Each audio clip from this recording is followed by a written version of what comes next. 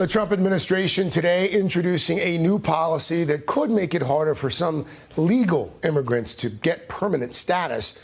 The new policy could deny green cards to those who have previously depended on public assistance, like food stamps or housing vouchers.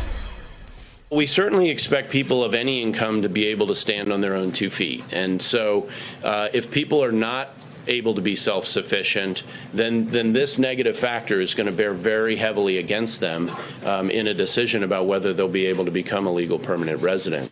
The proposal, just the latest by the White House to restrict immigration, and of course comes just days after that ICE raid in Mississippi where nearly 700 undocumented immigrants were rounded up from workplaces. We break it all down with NBC's Shannon Pettypiece at the White House for us, and Victoria DeFrancesco Soto, professor at the University of Texas. She's also an MSNBC contributor. Ladies, thank you both for your time. Shannon, I'll start with you. Why this change? What's the rationale according to the administration? It's about self-reliability, self-responsibility, making sure we have immigrants in this country who can support themselves. And it's something they have been talking about for at least a year now. But I would note that this takes the president's immigration policy and moves it a bit forward, because we have heard this administration talk a lot about illegal immigration and about merit-based immigration. But what we're talking about here are legal immigrants, people who are in this country legally, who are waiting to get a visa or a green card or citizenship.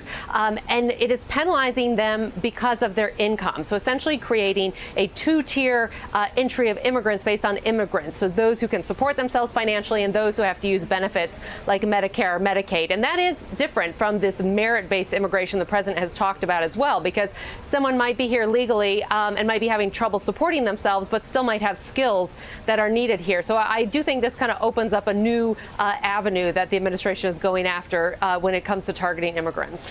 Shannon, any word on whether this is something that is going to be challenged in court?